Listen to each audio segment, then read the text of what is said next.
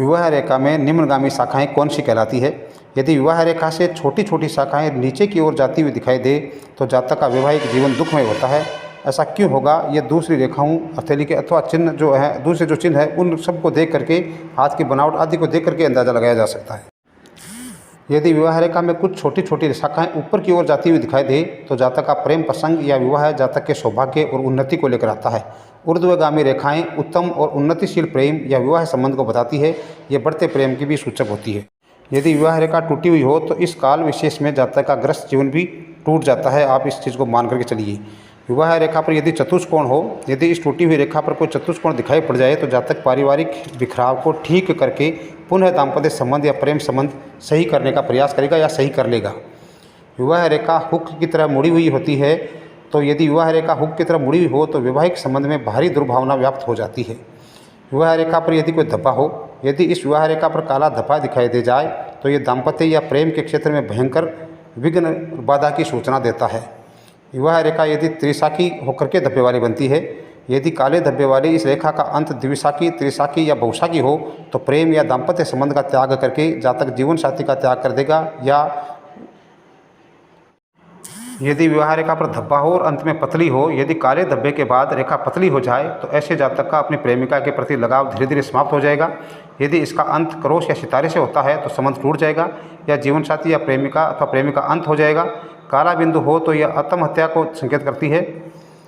और विवाह रेखा को काटती हुई आकस्मिक रेखा, यदि कहीं से कोई रेखा निकलकर विवाह रेखा को काट रही है तो यह विवाह संबंध में भारी कारणों से व्यवधान उत्पन्न करने या संबंध को कटु बनाने का संकेतक है।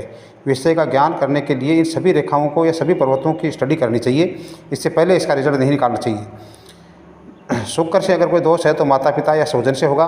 चंद्रमा से अगर कोई दोष है तो अतिशय कल्पनाशीलता के कारण या अव्यवहारिकता के कारण। गुरु से है तो जीवन साथी की अपनी मान्यता के अनुरूप होगा। और शनि से है तो रहस्यमय आचरण के कारण होगा। इसका कारण जो है कुछ भी हो, लेकिन इसकी स्टडी करके ही रिजल्ट निकालना चाहिए। यदि विवाह रेखा द्विशाखी हो और वहीं से विवाह रेखा को काटती हुई शुक्र पर्वत तक एवं सहायक जीवन रेखा को स्पर्श कर जाए तो विवाह या प्रेम में बाधा डालने वाला व्यक्ति नज़दीक कुटुंबी होता है। द्विशाखी हो जाने का अर्थ उस व्यवधान से तलाक हो जाना या संबंध विच्छेद हो जाना है।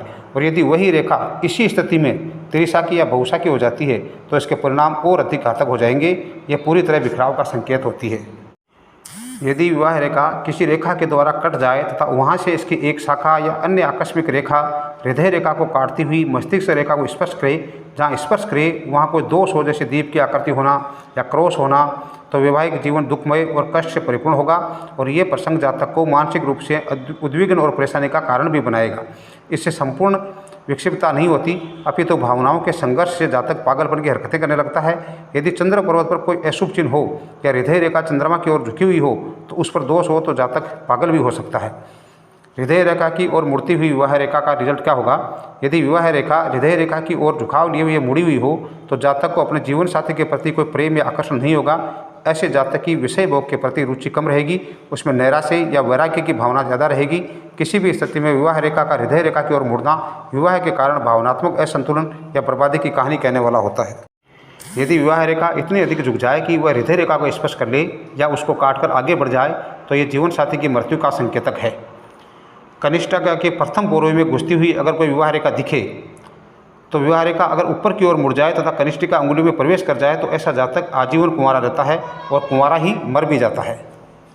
कनिष्ठिका की ओर मुड़ी हुई विवाह रेखा, यदि विवाह रेखा ऊपर की ओर मुड़ी हुई हो तो जातक के विवाह में रुकावट आती है। यह रुकावट जातक के स्वयं के द्वारा होती है। ऐसे जातक किसी न किसी कारण से विवाह टालते रहते हैं। कारण अन्यत्र मिल सकता है। जो और रेखाओं की स्टडी करेंगे तो पता चल जाएगा कि किस कारण से हो रहा है। ये निर्णय नहीं कर पाता कि उसे विवाह करना चाहिए या नहीं। कुछ और कल्पनाओं के आधार पर वह अपने विवाह में कुछ और अधिक अच्छा पाने के आधार पर विलंब करता रहता है, जिसके फलस्वरूप उसका विवाह नहीं हो पाता है। यदि विवाह रेखा हृदय रेखा के बिल्कुल पास हो तो जातक का शीघ्र ही छोटी अवस्था में विवाह हो जाता है। यानी दूरी कम हो, हृदय रेखा और विवाह की रेखा के बीच में दूरी कम हो तो कम उम्र में शादी हो जाती है।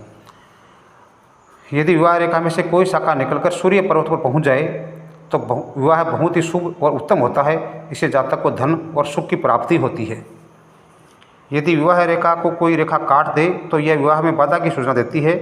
यह बाधा पारिवारिक भी हो सकती है और आर्थिक भी हो सकती है। यदि रेखा विवाह रेखा की तुलना में मोटी है तो बाधा कुछ देर तक विद्यमान रहती है, और बड़ी होती है, पतली होती है तो बाधा सामयिक रहती है। विवाह रेखा इसके बाद टूट जाए तो संबंध विच्छेद होता है। परिवार के झगड़े या दुविधा की वजह से कुछ वर्ष तक विवाह में रुकावट भी रहती है। यदि खड़ी रेखा विवाह रेखा की तुलना में बारीक और पतली है तो आर्थिक रेखा और पारिवारिक रुकावटें कुछ देर तक बाधा डालने के बाद स्वतः ही समाप्त हो जाती है। कई हाथों में यह रेखा गायब भी हो जाती है और ऐसी रेखा अंतर्जातीय विवाह रेखा कहलाती है।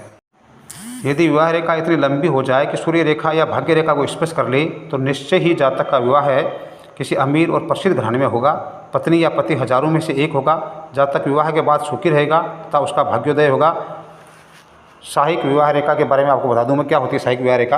विवाह रेखा खंडित हो पर उसके साथ ही एक दूसरी रेखा सहायक रेखा के रूप में ऊपर नीचे कहीं से भी उसके बाद सहायक विवाह रेखा जैसा दिखे तो जातक का अथवा जातिका का दूसरा विवाह होता है।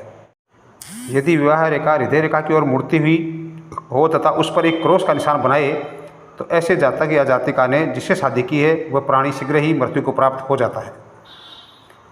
यदि किसी स्त्री के बाएं हाथ में अंगुष्ठ मूल से उदित हुई कोई तिरछी रेखा विवाह रेखा को काटती हुई कनिष्ठिका मूल तक चली जाए तो ऐसा पुरुष या ऐसी स्त्री काम वासना या अन्य स्वार्थवश जीवनसाथी की हत्या कर देते हैं।